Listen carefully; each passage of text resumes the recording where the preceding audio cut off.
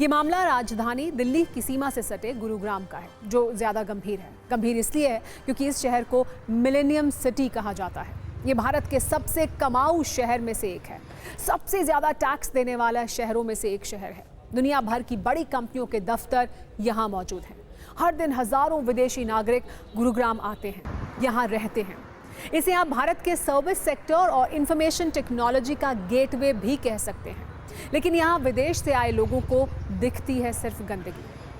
इतनी गंदगी कि कल कुछ विदेशी नागरिक जो गुरुग्राम में रहते हैं, उनके एक समूह ने इस शहर की सफाई शुरू कर दी, जिसका वीडियो अब वायरल हो रहा है।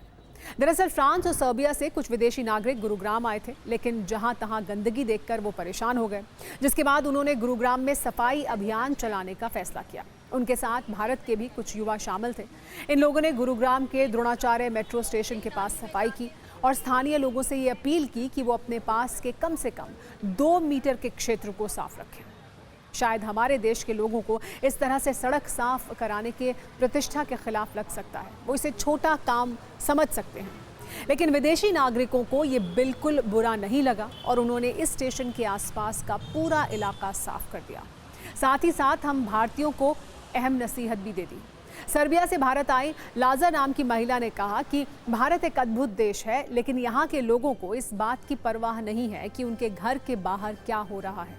भारतीय लोग दुनिया के सबसे साफ सुथरे लोगों में से हैं। बस समस्या ये है कि घर के बाहर की गंदगी पर वो ध्यान नहीं देते हैं। गुरुग्राम में विदेशी नागरिकों की सफाई पर आधारित एक छोटी सी रील देखिए, फिर आपको ये बताते हैं कि गंदगी किसी शहर में हो वो गलत है, लेकिन गुरुग्राम के लिए ये खास तौर पर चिंताजनक क्यों है।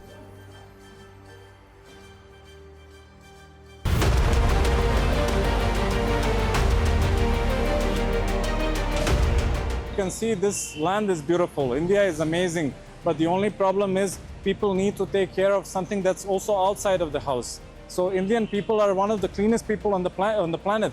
Everybody takes care of themselves, they take care of their homes, but the moment it comes out to something that's outside, they think it's not their issue.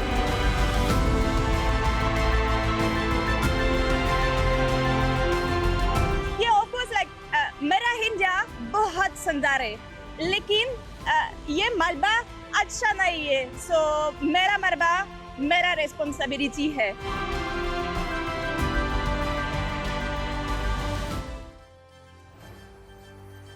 वैसे तो भारत का हर शहर गंदगी के ढेर पर बैठा है, लेकिन गुरुग्राम को लेकर इतनी बातें इसलिए हो रही हैं क्योंकि ये दिल्ली की सीमा से सटा है। प्रति व्यक्ति आय में देश में दूसरे नंबर पर आता हुआ शहर है। इंफॉर्मेशन टेक्नोलॉजी के मामले में देश में 5वें नंबर का शहर है गुरुग्राम।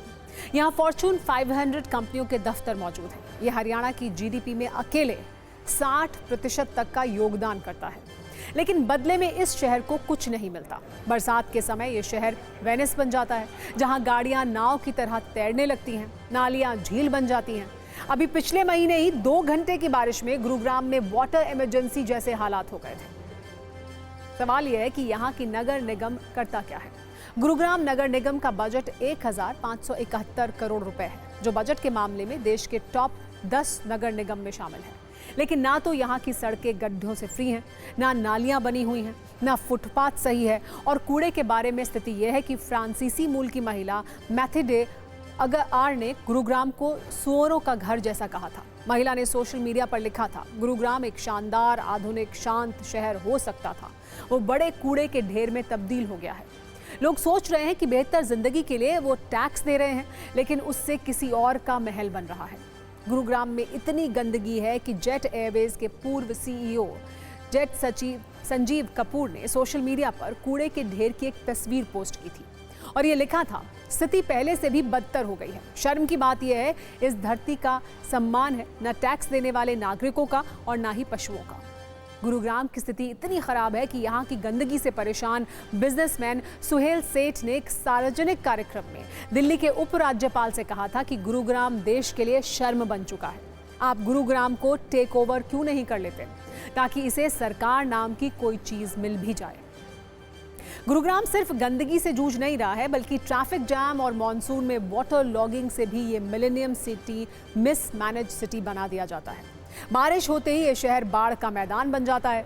साइबर सिटी कहे जाने वाले इस शहर की सड़कों पर नदियां बहने लगती हैं। इसी वर्ष मॉनसून के दौरान कई बार ऐसा हुआ कि 5 से 6 घंटे तक गाड़ियां उसी जगह पर रेंगती रहीं। मिसमैनेज्ड ट्रैफिक के कारण कामकाजी लोगों का औसतन 1.5 से 2 घंटा रोज ट्रैफिक में फंसना सामान्य हो चुका है। जो शहर से देश की जीडीपी में इतना योगदान देता है, वो आज एक ऐसे आईना बन गया है जहां चमक दमक के पीछे बदइंतजामी का असली चेहरा दिखता है।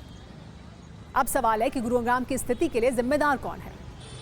सीधे तौर पर यहाँ की सरकार और यहाँ की शासन व्यवस्था इसके लिए पूरी तरह से जिम्मेदार है। 11 वर्षों से हरियाणा में बीजेपी की सरकार है। पिछले 11 वर्षों से बीजेपी के सांसद हैं, विधायक भी बीजेपी के हैं और नगर निगम पर कब्जा भी बीजेपी का है। लेकिन गुरुग्राम को सिर्फ गंदगी मिल रही है।